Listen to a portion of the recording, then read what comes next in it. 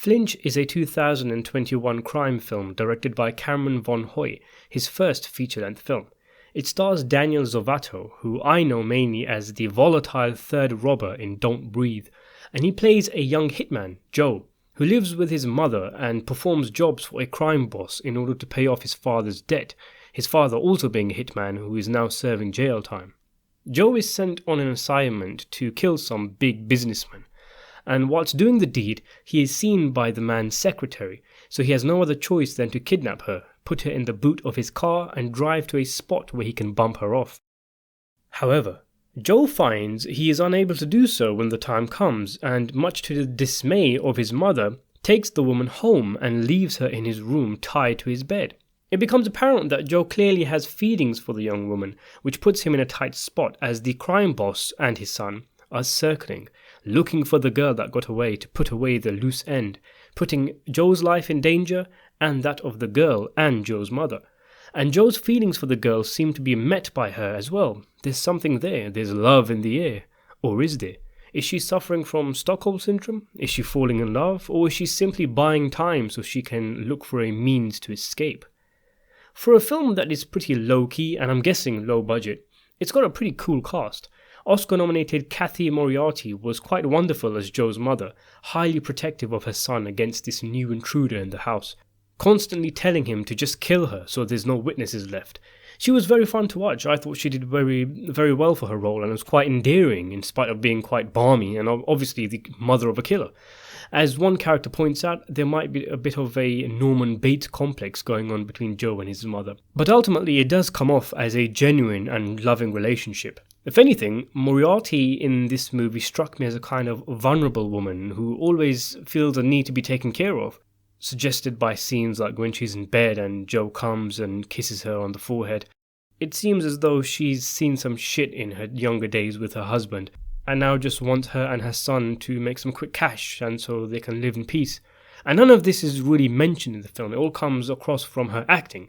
She made me laugh a few times as well, and she does tend to in a lot of movies. It's just something about her shrill voice, I guess. David Proval of Mean Streets, The Shawshank Redemption and The Sopranos fame plays the dangerous gangster looking to find the missing woman. His appearance was welcome, though it was more of an extended cameo really, with him usually sending his son to do his bidding. And I was trying to figure out where I had seen Joe's dad before in the prison scenes. It was kind of bugging me, and then I looked it up and I saw that this was the guy who played Manny in Brian De Palma's 1983 Scarface alongside Al Pacino. So a pretty neat cast, one with a few veterans from crime cinema. So as you might have guessed from the plot, Flinch isn't the most original film out there in terms of story. The plot is very generic, barring a genuinely surprising plot twist about halfway through.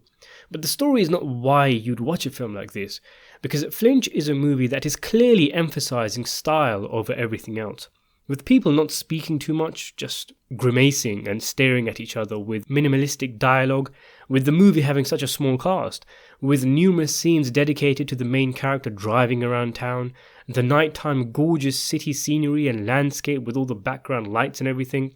The film is clearly harking back to 80s cinema. It feels like a relic from that age of movies. I was constantly reminded of flicks like 1978's The Driver and those old Michael Mann flicks like Manhunter and Thief. It's very well shot, it looks cool, it has a Neo-Noir-esque vibe about it. I wouldn't be surprised if someone told me this was directed by the son of John Carpenter, if that makes sense.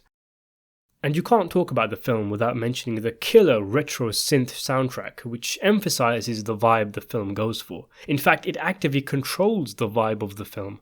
A lot of movies and TV shows are doing this nowadays because 80s nostalgia is all the rage now.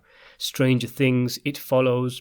They got John Carpenter to score the new Halloween movie, for example. But it feels authentic in Flinch, it works, and the movie would be a lot worse without it. Sometimes it sounds straight out of Blade Runner, and where other movies might come off as boring, having us follow the mundane daily activities of a hitman as he tails his suspects and gains intel on their routines, with Flinch, scenes like these are very entertaining simply because of the style of the film. The music is pumping, whether it be during a scene where Joe is lying in bed or from one of the 2 or 3 shootouts in the movie.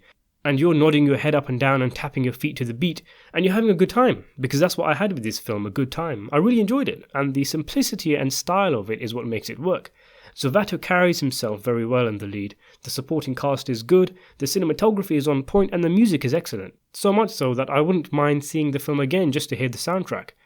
I found Flinch to be a very entertaining flick, short, sweet and funky.